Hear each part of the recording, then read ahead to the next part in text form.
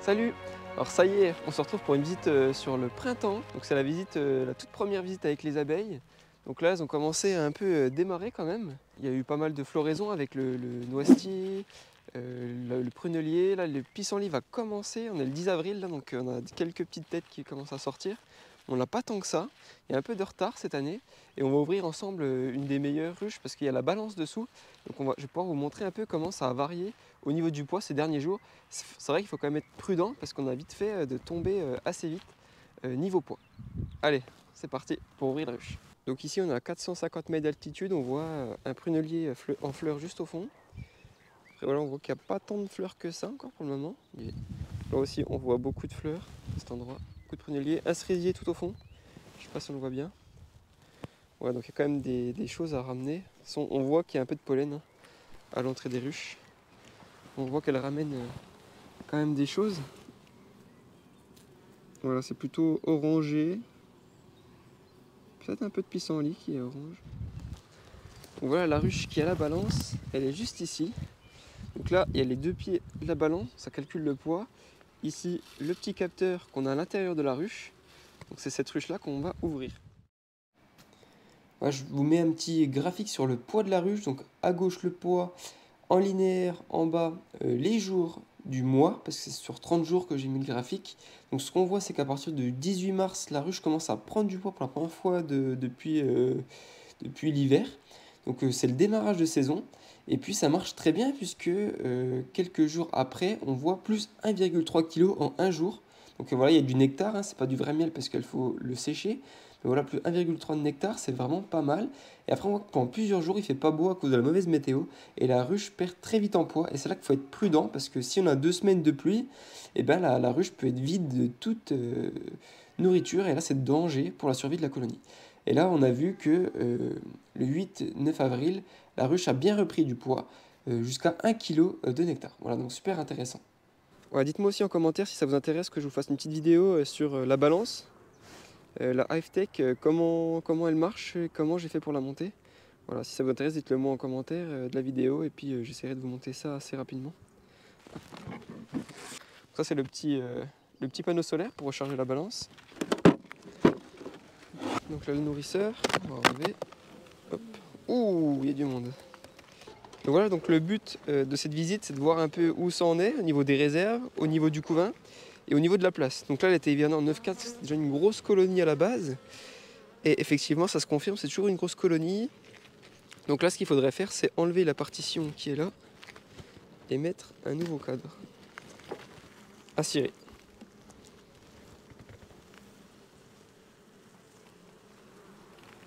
Voilà, donc là, la partition, il y a du monde.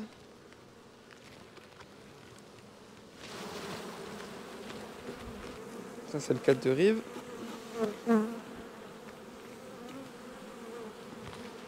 voyez, il y a du couvain déjà sur le cadre de rive. Beaucoup de couvains. C'est beaucoup de couvains de femelles, d'ouvrières. Là, il y a une ébauche de cellule royale, mais il n'y a pas d'œufs dedans. Donc elles vont. Peut-être qu'elles pensent un peu à essaimer, mais c'est pas encore enclenché. Voilà, aussi le but là dès mi-avril, c'est de surveiller l'essaimage, donc de contrôler régulièrement qu'elles ne fassent pas de nouvelles reines et s'en aller. Parce que voilà, pour l'apiculteur, c'est compliqué de récupérer l'essaim quand on n'est pas là tous les jours. Et puis la reine s'en va et puis après on fait pas de miel et la colonie risque de périr si la nouvelle reine se fait mal féconder. Alors du coup, le but de la visite aussi, c'est de trouver la reine et de la marquer si elle n'est toujours pas. Ça, c'est une reine de 2022. Il me semble que je l'avais marqué. Voilà, il y a un peu de couvain de mâle, tout petit peu.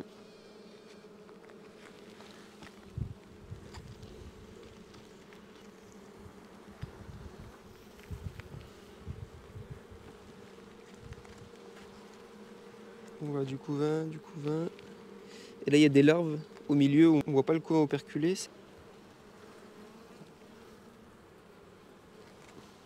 Voilà, encore beaucoup d'abeilles. Voilà, il y a un petit problème là. Là, on va essayer de corriger ça pour pas que ça pose de soucis. Donc, on va enlever cette construction anarchique.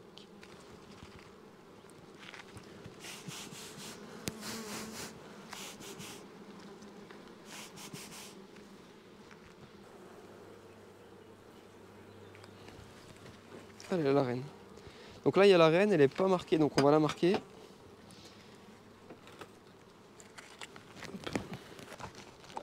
Bah, du coup, je l'ai, c'est bon en fait. Ouais, donc là, la reine, on l'a récupérée dans le petit outil.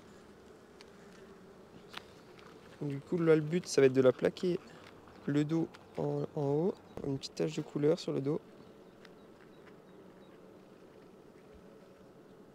Voilà, comme ça, pour la reconnaître, c'est jaune.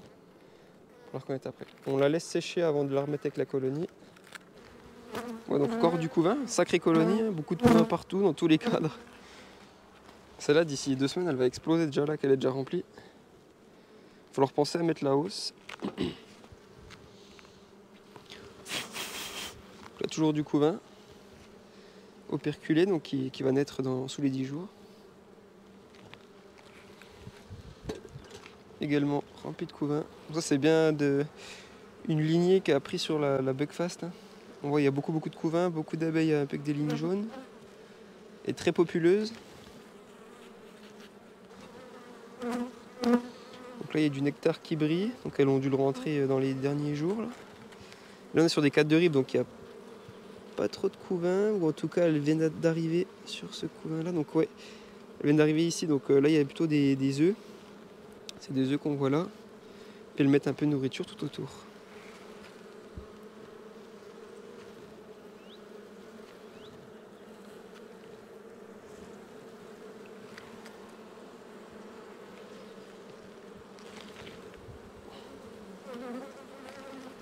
Ça c'est un cadre lourd, il est rempli de nectar. On voit que ça brille sur toutes les cellules. Vraiment très lourd, c'est vraiment leur cadre de réserve qui en rive.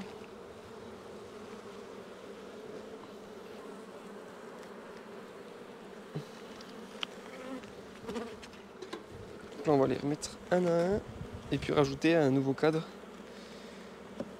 Donc là on a la reine, ça a bien séché, donc là on va la redonner à la colonie.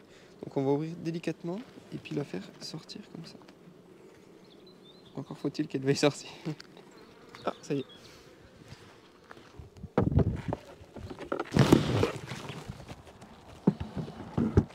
Alors voilà, une journée complète d'apiculture vient de se terminer. On a fait un peu le tour des 3 ruchers que j'ai. Donc il y avait en tout 20 ruches. Et il y en a une de morte, une bourdonneuse et une assez faible. Donc voilà, un bon pourcentage de survie. C'est pas trop mal, c'est mieux que certaines années. Et surtout que c'était une année assez compliquée niveau mortalité apparemment, après plusieurs discussions. Après voilà, vous avez vu en vidéo une des colonies les plus populeuses, les plus avancées. C'est vrai que là il est temps voilà, d'agir avec elle, de mettre un cadre de cire gaufrée et puis surtout la hausse très bientôt. Puisque là elles ont vraiment plus de place. Par contre c'est pas le cas pour tout le monde, hein. Il y a vraiment une grosse différence entre les colonies. Certaines ont que 6 cadres, 7 cadres. Donc là faut laisser encore un peu de temps, mettre 1 voire 2 cadres de cire gaufrée et suivre ça de très près. Comme du lait sur le feu comme on dit. Et puis voilà. Donc là on se retrouve très vite pour de prochaines vidéos sur l'apiculture. Donc là ça va bien reprendre, ça fait vraiment plaisir de revoir les abeilles et voilà, de partager ça avec vous. Donc on se dit à très vite pour de prochaines et pourquoi pas avec Anaïs si elle est là. Donc aujourd'hui elle n'était pas là, dommage, mais peut-être bientôt pour la prochaine. Bon allez, ciao, à bientôt. C'est bien. Je sais pas.